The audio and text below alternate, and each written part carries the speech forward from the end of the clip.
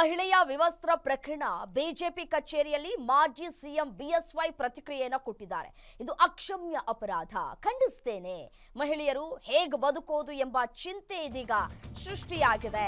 ಕೃತ್ಯ ಎಸಗಿದವರಿಗೆ ಶಿಕ್ಷೆಯಾಗಬೇಕು, ಸರ್ಕಾರ ಕ್ರಮವನ್ನ ತೆಗೆದುಕೊಳ್ತೇನೆ ಅಂತ ಭಾವಿಸ್ತೇನೆ ಅಂತ ಹೇಳಿ ಬಿಎಸ್ ಯಡಿಯೂರಪ್ಪನವರು ರಿಯಾಕ್ಟ್ ಮಾಡಿದ್ದಾರೆ.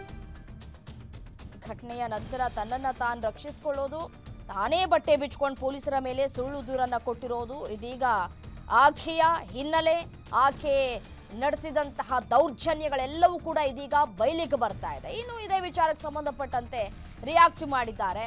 ಪೊಲೀಸರು ಮಹಿಳೆಯನ್ನ ವಿವಸ್ತ್ರಗೊಳಿಸಿರೋದು ಸರಿಯಲ್ಲ ಅಂತ ಹೇಳಿ ರಿಯಾಕ್ಟ್ ಮಾಡ್ತಾ ಇದ್ದಾರೆ ಬಿಎಸ್ವೈ ಅವರು.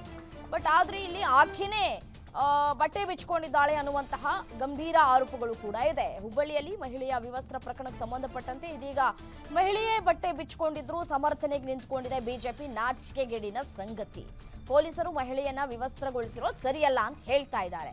ಬಿಜೆಪಿ ಕಚೇರಿಯಲ್ಲಿ ಮಾಜಿ ಸಿಎಂ ಬಿಎಸ್ವೈ ಅವರು ಈ ರೀತಿಯಾಗಿ ಪ್ರತಿಕ್ರಿಯೆಯನ್ನ ಕೊಟ್ಟಿರೋದು ಎಷ್ಟರ ಮಟ್ಟಿಗೆ ಸರಿ ಅನ್ನುವಂತಹ ಪ್ರಶ್ನೆ ಕಾಡ್ತಾ ಇದೆ.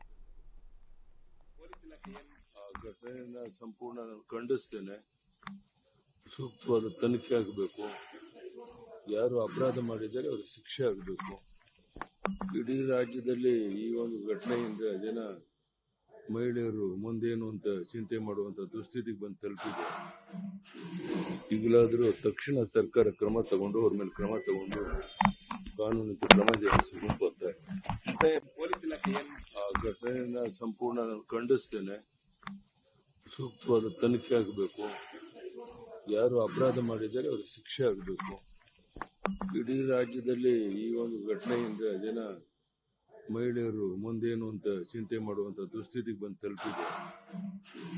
ಈಗಲಾದರೂ ತಕ್ಷಣ ಸರ್ಕಾರ ಕ್ರಮ ತಗೊಂಡು ಅವ್ರ ಮೇಲೆ ಕ್ರಮ ತಗೊಂಡು ಕಾನೂನು ಕ್ರಮ ಜರುಗಿಸಬೇಕು ಅಂತ ಆ ಘಟನೆಯನ್ನ ಸಂಪೂರ್ಣ ಖಂಡಿಸ್ತೇನೆ. ಸೂಕ್ತವಾದ ತನಿಖೆ ಆಗಬೇಕು. ಯಾರು ಅಪರಾಧ ಮಾಡಿದ್ದಾರೆ ಅವರಿಗೆ ಶಿಕ್ಷೆ ಆಗಬೇಕು. ಇಡೀ ರಾಜ್ಯದಲ್ಲಿ ಈ ಒಂದು ಘಟನೆಯಿಂದ ಜನ ಮಹಿಳೆಯರು ಮುಂದೇನು ಅಂತ ಚಿಂತೆ ಮಾಡುವಂತ